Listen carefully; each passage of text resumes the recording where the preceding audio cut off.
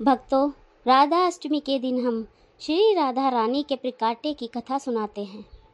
राधा रानी को श्री कृष्ण की आत्मा और भक्ति की देवी कहा जाता है। उनका जन्म केवल एक दिव्य घटना नहीं, बल्कि भक्ति और प्रेम का आधार है। जब भगवान श्री कृष्ण के प्रकाट्य का समय नज़दीक आया, तब व्रजभूमि में अद्भुत घटनाएं होने लगीं। जैसे वृक्षों में असंख्य फूल खिल जाने, पशु पक्षियों में आनंद छा गया। व्रज में चारों ओर प्रकाश और शांति का वातावरण था। उसी समय बरसाने के राजा वृषभानु और रानी कीर्ति को संतान प्राप्ति की आशा थी।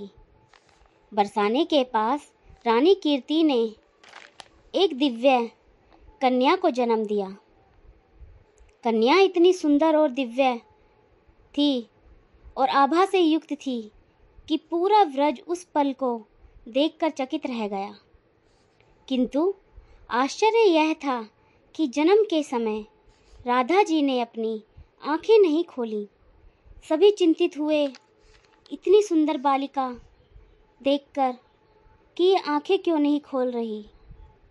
राजा वृषभानु और माता कीर्ति दुखी होकर भगवान से प्रार्थना करने लगे।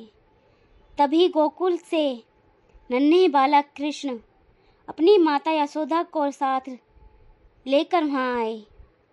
जब कृष्ण ने राधा जी को अपनी नन्ही उंगलियों से स्पर्श किया और मंद मुस्कान दी, तब राधा जी ने अपनी आंखें खोलीं। उनकी पहली दृष्टि श्री कृष्ण पर पड़ी। यह दिव्य संकेत था कि राधा का जीवन केवल श्री कृष्ण के प्रेम और भक्ति के लिए है। राधा जी बचपन से ही अत्यंत दिव्य और प्रेममय थीं। गांव की गोपियां उन्हें ललित विशाखा जैसी सखियों के साथ खेलती दिखती। जब भी कृष्ण बांसुरी बजाते, राधा जी उनकी धुन सुनकर मंत्रमुग्ध हो जाती थीं।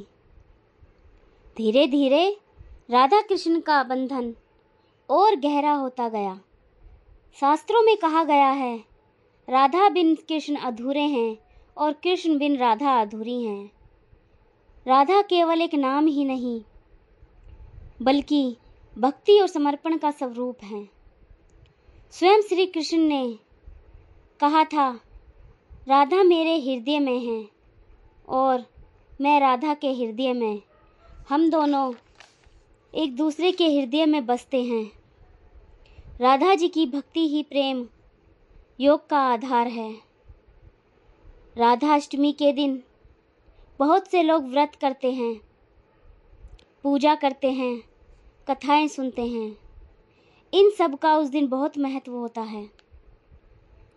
भक्त राधा जी का श्रृंगार करते हैं, पुष्प और भोग अर्पित करते हैं, अन्य तरह के भोग बनाते हैं राधा जी के लिए। ऐसा करने से उनके जीवन में सौभाग्य, शक्ति और वैवाहिक सुख की प्राप्ति होती है। हर संकट से, हर कष्ट से वे मुक्ति पाते हैं। यह भी माना जाता है कि श्री कृष्ण की कृपा पाने के लिए पहले राधा जी की कृपा पानी आवश्यक है। जब तक आप राधा जी को नाम जप करेंगे, तब तक श्री कृष्ण आपसे खुश रहेंगे। कथा का यही संदेश है।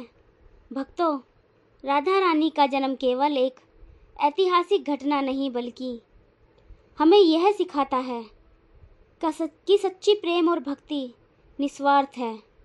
जैसा प्रेम राधा रानी ने श्री कृष्ण से किया और श्री कृष्ण ने राधा रानी से किया, वैसा कोई भी इस संसार में नहीं कर सकता। जब हमें अपने जीवन को ईश्वर के चरणों में समर्पित कर देते हैं, तब जीवन का अर्थ पूर्ण होता है। राधा अष्टमी का यह पर्व हमें यही प्रेरणा देता है। बोलो राधे राधे। जय श्री कृष्ण। राधे राधे।